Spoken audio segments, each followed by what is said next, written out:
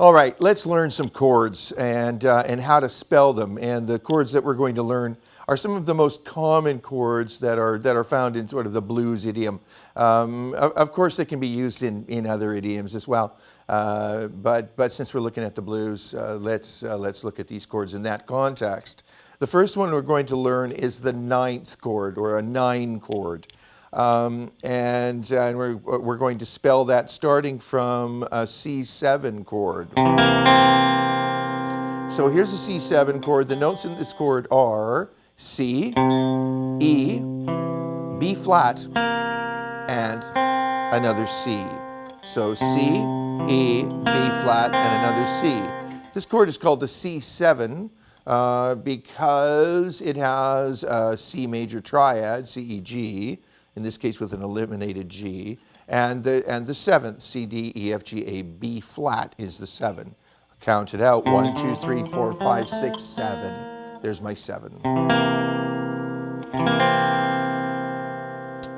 Now, in order to make a 9 chord, I just keep counting past the 7 up to the 9. 1, 2, 3, 4, 5, 6, 7, 8. They're the same as the octave, root, and the 9. There's my 9. I'm going to do that again. 1, 2, 3, 4, 5, 6, 7, 8, 9. Now the chord we're learning is a 9 chord, in this case my root being a C, so it's going to be a C9 chord. Let me spell that. Here's the C7 part of that chord. I don't need the other root because I've already got one down here.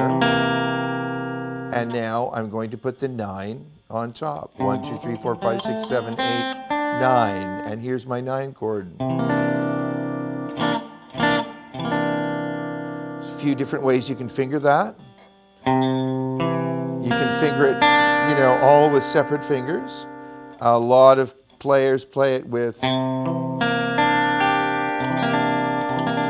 that bar. If you want to go as high as the G with that bar, that's cool because that's the 5th of the chord, C, D, E, F, G, 1, 2, 3, 4, 5.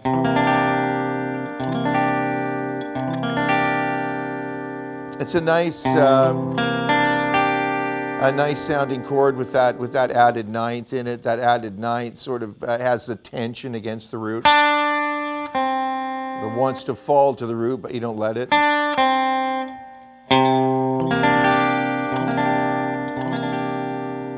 Now, because this chord doesn't have any open strings, I can move it anywhere.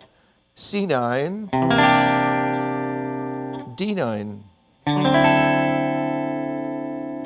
E9, D9. Let's stay here.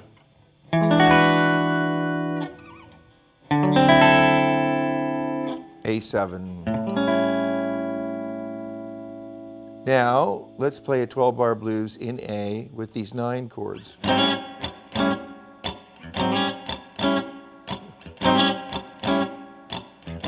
comes the 9. Yeah. And E9 coming up.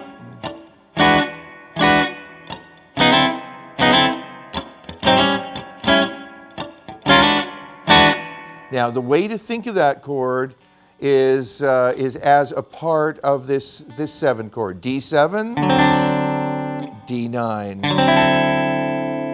E7, E9. Remember that the only difference between those two chords, the 7 and the 9, is that with the 9 chord, you're just adding the 9th on top of a 7 chord. In other words, all the notes of the 7 chord are still there. Being in the case of D7, being D, F sharp, C, and the 9 being E. All right, so that's a D9, and think of it in that way in terms of the spelling of the chord. Now, since we're talking about 9s, why don't I just give you one more chord that you can use, with care. A great sounding chord, and we're going to do exactly the same thing to arrive at this chord. I'm going to start with the 7th chord, We're going to add the ninth degree. 1, 2, 3, 4, 5, 6, 7, 8, 9. Right, there it is. We're going to call this chord a D7 with a raised 9, because we're going to take that 9 and we're going to move it up one semitone.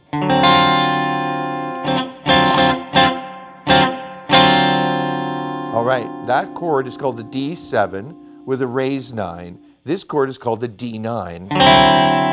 D7 raised 9. E9, E7 with a raised 9.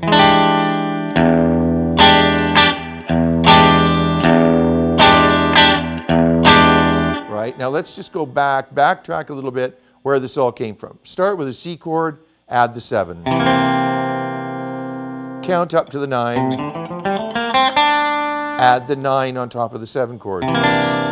Since I don't have any open strings in this chord, it's movable. C9, D9, D9, E9. And naturally, I can use that chord in a 12-bar blues in A, or those two chords. All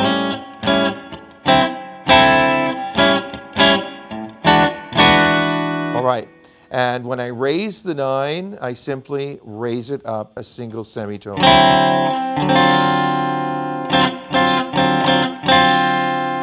Now, and as I said, you're going to have to watch the way you use that raised 9.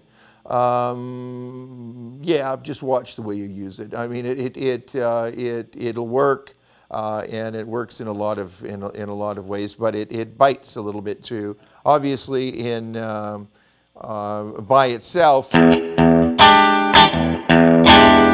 it's going to work great. Now you know the name of that chord if you didn't before. E7 with a raised 9, and that comes from the E9, and the E9 comes from the 7 chord by just adding the 9. There's a little bit of chord spelling for you and some really useful chords.